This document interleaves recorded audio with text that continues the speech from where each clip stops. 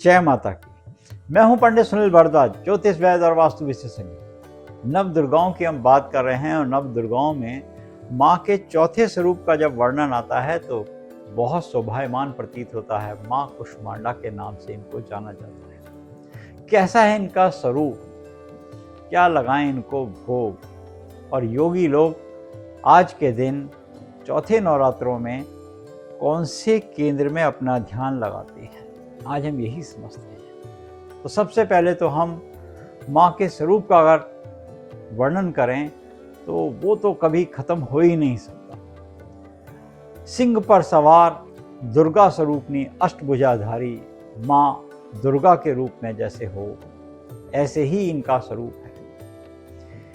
इनको सिंह पर सवार देखा गया है और यहाँ तक माँ का जो दाहिना हाथ है, दाहिने 4 हाथ और बाएं 4 हाथों में, दाहिने हाथ में ऊपर वाले हाथ में कमल पुष्प है, दूसरे में तीर है, तीसरे में धनुष है और चौथे हाथ में जो सबसे नीचे है उसमें कमंडल है माँ के पास। ऐसे ही माँ के बाईं तरफ वाले ऊपर के हाथ में चक्र है, फिर उसके बाद गदा है, फिर एक माला है और कमंडल है। तो ये माँ का जो स्वरूप है इस बात को दर्शाता है कि ब्रह्मा विष्णु महेश की सभी शक्तियां इनके पास हैं। कुष्मांडा जो सूर्य मंडल में निवास करती हैं उनका नाम है कुष्मांडा। जो हमारे पास सूर्य की एनर्जी आती है ना, वो इन माँ की कृपा से आती है। इनका जो स्वरूप है, इनके अंदर ही ये क्षमता है माँ के कि वो सूर्य के अंदर रहती हैं। जो हमारे पास किरणें मिलती हैं हमारी काया को, हमारे शरीर में, हमारी वनस्पति को, हमारे धरती को जो कृपा बरसाती हैं वो यही माता है।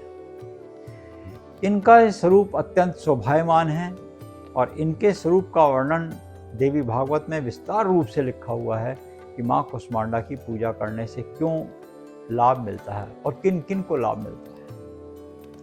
देखो, जो किसी काम में पिछड़ गए हों, जिनका तेज खत्म हो गया हो, जो बुद्धिहीन हो गए हों, जिनको कार्य में सफलता नहीं मिल रही हो, रोजगार चला गया हो, बच्चे पढ़ाई में मंद पड़ गए हों या बुद्धि की कमी हो, तो उसको व्यक्ति को कुष्मांडा माँ की पूजा आराधना करनी चाहिए। और विशेष रूप से माँ के चौथे नवरात्रि के दिन इनका दिन माना गया है उस दिन।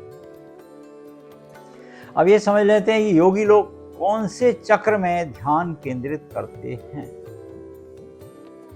जी हाँ, हम आयुर्वेद के जानकार हैं तो इसलिए अच्छे से समझा सकते हैं। अनाहत चक्र जो हमारे हृदय क्षेत्र के आसपास होता है, इस चक्र को ध्यान केंद्रित करते हैं योगी लोग। और इससे क्या लाभ होता है? आपको हार्ट की प्रॉब्लम, आपको एसिडिटी की प्रॉब्लम, आपको एंजाइटी की प्रॉब्लम, आपके कहीं ना कहीं जो प्रेशर है, आपका बीपी की प्रॉब्लम, ये सब आपकी कंट्रोल इन्हीं माँ की कृपा से होती है। क्योंकि वो शक्ति की उपार्जना है, शक्ति को बनाती हैं, शक्ति कम और ज़्यादा कर सकती हैं। तो आपको जब भी कभी ध्यान केंद्रित करना हो, अनाहत चक्र में चौथे नवरात्रि के दिन करना चाहिए।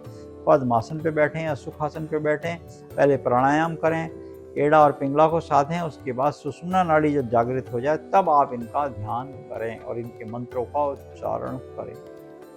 और इसका सबसे आसान तरीका तो नमंत्रण है दुर्गा सप्तशती का, जिसमें माता को माता कहा गया है। माता कभी नहीं हो सकती। तो कहा गया, माता आप अपने बालक को, अपने संतान को आप ही पालन पोषण कर सकती हैं।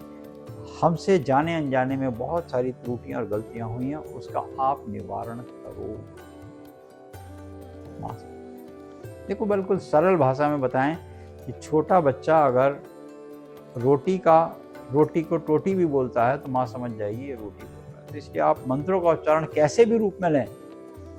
जैसे बीजांकुरित न्याय में बीज को किसान खेत में जो फेंकता है तो वो किसी को सीधा नहीं रखता, वो कैसे भी फेंक देता है, वो सीधे उल्टे टेढ़े मेढ़े सब गिरते हैं मगर वो निकलते सीधे ही हैं। ये प्रकृति का नियम है। तो वो माँ का स्वरूप है और माँ कुष्मांडा सूर्यमंडल में वास करती है।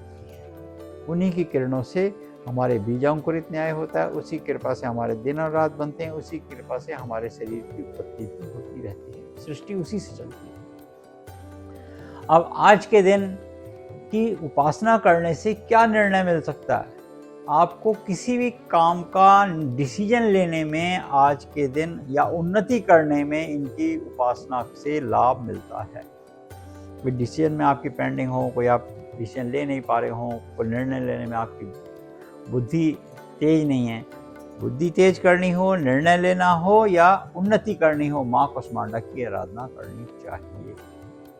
मालपुओं का भोग लगाएं, सफ़ेद रंग की चीज़ों का भोग लगाओ, थोड़ी सी हल्की सी गुलाबी हो तो अति उत्तम। और कन्याएं आपके घर के चारों तरफ होती हैं आजकल इन दिनों में, तो हम कहते हैं जब आप माँ कुष्मांडा की पूजा करते हैं तो उस दिन एक कद्दू भी ला के रखो, ताकि नवमी के दिन इसका भोग लगाओ।